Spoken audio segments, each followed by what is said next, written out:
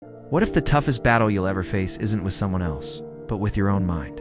What if true strength wasn't about throwing punches or winning titles, but about learning to master fear, to confront weakness, and walk willingly into the chaos of the unknown? This isn't a book about a fighter, it's a book about fighting in every sense of the word. Georges St-Pierre, or GSP as the world knows him, is more than a former UFC champion. He is a living paradox, a man built for war but obsessed with peace, a disciplined machine in the cage and a philosopher in the shadows, someone who admits to fear, anxiety, even self-doubt, yet became one of the most dominant fighters in history. The Way of the Fight is not a memoir in the traditional sense. It's a beautifully woven reflection, a hybrid of autobiography, philosophy, psychology, and mentorship. It's part battlefield chronicle, part spiritual journal, part love letter to the art of learning. But make no mistake, this book isn't only for fighters or UFC fans. It's for anyone standing at the edge of fear, wondering if they have what it takes to move forward. Anyone caught in the struggle of self-discipline, trying to win their own private wars.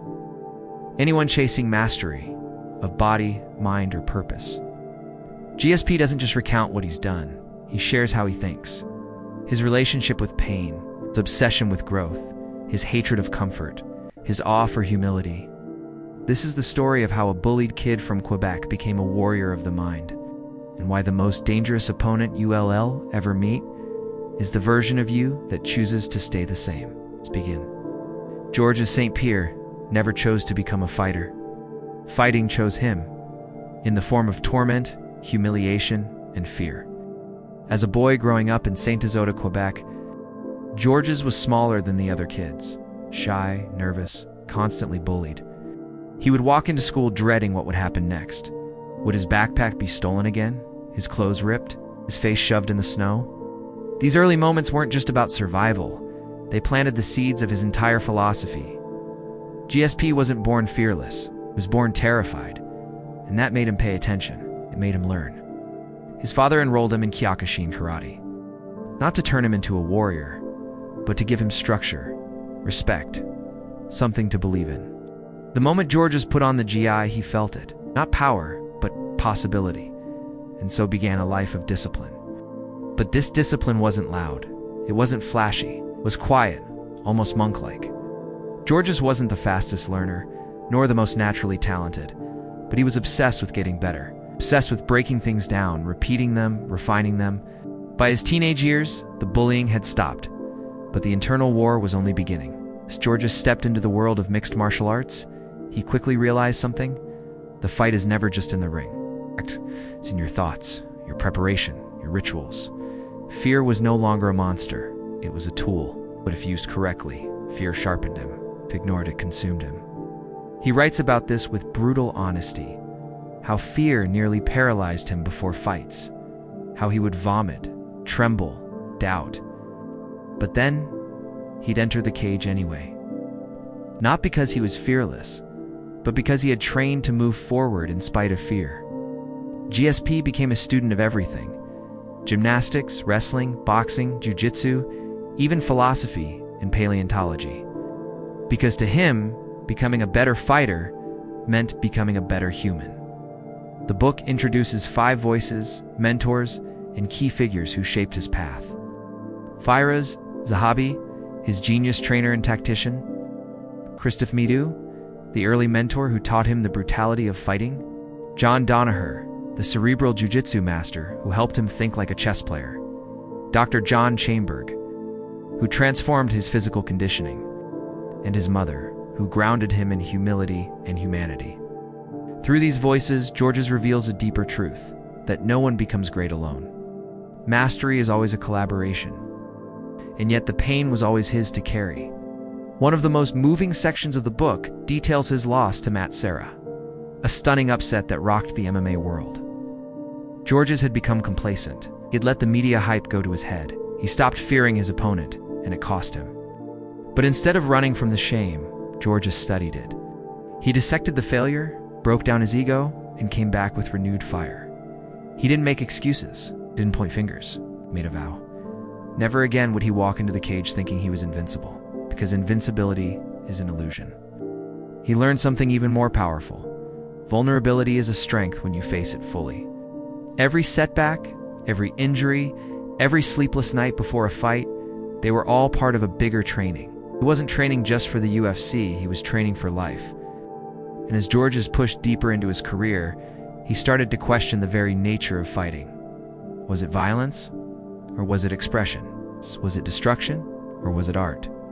He describes the octagon not as a battlefield, but as a sacred space, a place where chaos and order collide. Your deepest insecurities are exposed, and your preparation is all that saves you. By the midpoint of the book, we begin to see Georges not just as a fighter, but as a philosopher. A man who wakes up with anxiety, but uses it as fuel. Who visualizes every step of a fight, down to how he'll breathe when blood is in his eyes.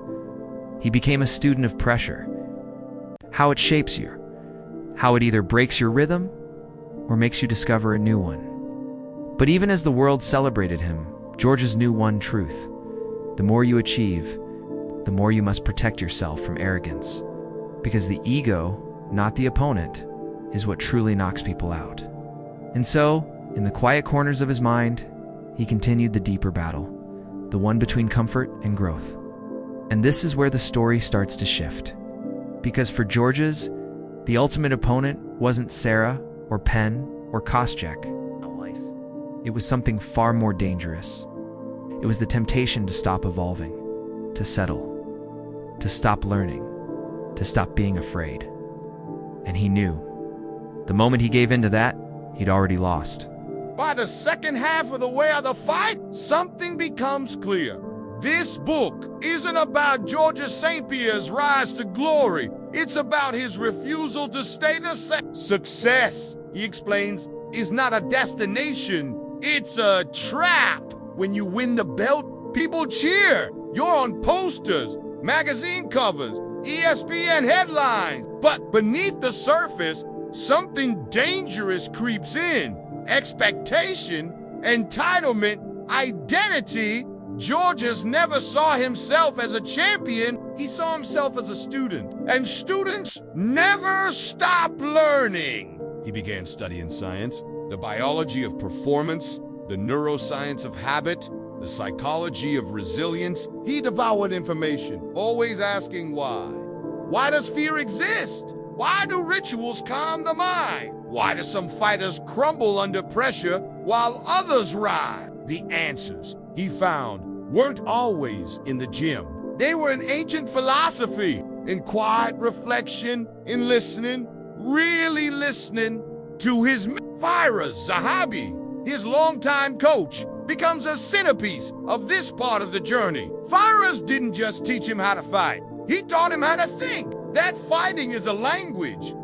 That efficiency beats aggression. That preparation is everything. But adaptability is king. GSP didn't want to win by luck. He wanted to win by understanding. And yet, even with understanding, the body has limits. Injuries became a constant battle. His knee tore, his back ached. The wear and tear of years began to show, not just in his body, but in his spirit. The constant pressure of being a world champion began to feel his life wasn't his anymore. Every word, every action, every move was analyzed by media, fans, and critics.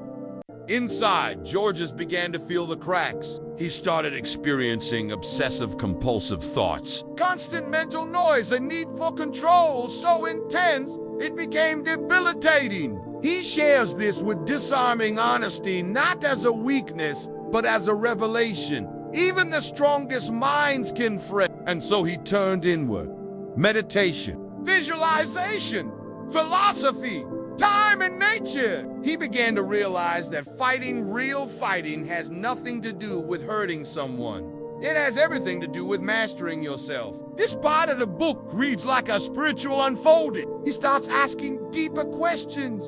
What is my purpose? What happens when the lights go off? Who am I if I'm not fighting? These questions aren't unique to Georges. They are universal. The same questions we all face at some point. when the job ends, when the applause fades, when the title no longer satisfies. And that's when Georges made one of the most shocking decisions in sports history. At the height of his career, still champion, still dominant, he walked away. No dramatic loss, no career-ending injury, no scandal, just silence. He retired. To most, it made no sense, but to him, it made perfect sense. He knew he had reached the edge of his own evolution, and if he didn't step away, he would start to rot from the inside out. He writes, "I didn't leave the sport, I left the illusion." And that one line captures everything.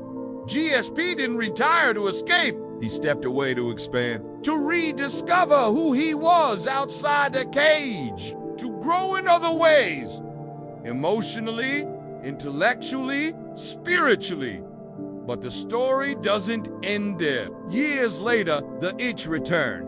Not for fame, not for legacy, but for challenge. And so, against all odds, Georges returned to the UFC, older, slower, battling time itself. He didn't return to reclaim his past. He returned to prove something. Not to the world, but to himself. That learning never stops. That mastery is always unfinished. In a moment of pure cinematic poetry, Georges defeated Michael Bisping and captured the middleweight title, a weight class above his prime. Then, once again, he walked away. This time, not out of exhaustion, but completion. The final chapters of The Way of the Fight are not about techniques or titles. They're about truth, about what it means to pursue excellence without ego, about how to stay humble while being the best, about how fear, when respected, becomes your greatest ally. He ends not with victory, but with gratitude for his coaches, for his failures, for the pain that taught them, for the fear that never left. And thank God it didn't, because that fear, it kept him sharp. It kept him honest. It kept him human. And in the end, Georges St-Pierre doesn't want to be remembered as the GOAT, the greatest of all time. He wants to be remembered as a man who never stopped learning. A man who fought, not to destroy others, but to understand himself. And that, in the truest sense, is the way of the fight. At the center of the way of the fight is Georges St-Pierre himself. Not as a myth, not as a brand, but as a deeply vulnerable, intensely curious, and relentlessly evolving human being. He's not drawn in sharp lines. He's full of contradictions. Fearful but fearless, disciplined but restless, humble but dominant. That complexity is what makes him unforgettable. This is not a man who became great despite his flaws, but because of how he embraced them. As a character, GSP shows us that true growth doesn't come from perfection. It comes from being painfully honest with yourself and then doing the hard work to change. He doesn't hide his anxiety, doesn't mask his compulsions. He doesn't pretend to be invincible. Instead, he invites us into his world, a world where self-doubt becomes fuel, where obsession becomes discipline, where fear becomes the teacher. And the people around him, his coaches, mentors, even his opponents, are not side characters. They're mirrors, each reflecting a part of his journey. Firas Zahabi brings the intellectual firepower, teaching Georges to fight with strategy, not just strength. Christophe Midou brings the grit, showing him how to suffer with purpose. John Danaher adds philosophy, turning chaos into a chessboard, and his mother anchors him, reminding him that character matters more than championships. Together, they create a system of growth that's not built on ego, but humility, not on dominance, but wisdom. And at the core of it all are the themes that echo long after the last page. 1. Fear is not the enemy, denial is. Georges shows us that fear is a compass. If something scares you, that's probably where you need to go. Fear keeps you sharp, reminds you that you care. 2. Mastery is not a goal, it's a lifestyle. In a world obsessed with results, GSP reminds us that greatness isn't found in the finish line. It's found in the process. In waking up every day and choosing to improve, even when no one's watching. 3. The fight is within. The cage is just a symbol. The real battle is against your comfort zone, your excuses, your lesser self. In that fight, the one no one sees, is the one that defines your life.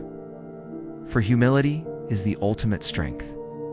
Despite his global fame, Georges never claims to know everything. He's constantly seeking teachers, asking questions, embracing discomfort. That humility is what keeps him evolving and what sets him apart. One of the most powerful quotes in the book captures his philosophy perfectly. You can't be a champion without taking risks. You can't be a champion if you're afraid of looking bad. The day you stop learning is the day you start dying. This is the heartbeat of the story. Georges St-Pierre doesn't just teach us how to fight. He teaches us how to live. With curiosity, with courage, with consciousness. And maybe that's what makes him truly dangerous. Not his fists, but his mind. A mind that refuses to stop growing. At its core, the way of the fight is not about Georges St-Pierre. It's about you. About the battles you fight in silence. The fears you pretend not to feel. The days when you want to quit but don't. The quiet moments where you wonder if you're enough, strong enough, smart enough, brave enough. Georges simply shows us the blueprint. Not to become a fighter in the ring, but a fighter in life. One who trains even when no one's watching. One who learns from pain. One who walks toward fear, not away from it. Because in the end, you don't need to throw punches to be a warrior. You just need to show up every day and refuse to stay the same. You need to become the kind of person who is more afraid of comfort than failure. Kind of person who learns from defeat, who respects the grind, and who never lets success turn into stagnation. This book is not about victory, it's about evolution. And the real question it leaves you with is chilling in its simplicity. Are you still growing, or have you already stopped fighting? If you're someone chasing mastery of your craft, your health, your mind, read this book. If you've ever felt paralyzed by fear, or crushed by failure, or burned out by the pressure to be perfect, read this book. If you're searching not for hype, but for truth, raw, reflective, and earned through pain, the way of the fight will stay with you. And here's your challenge. Don't read this book like a fan. Read it like a student. Like someone in the middle of your own war, searching for tools, not applause. Because as Georges St-Pierre teaches us, the belt means nothing. The fight is always within. And the moment you stop evolving, you've already lost.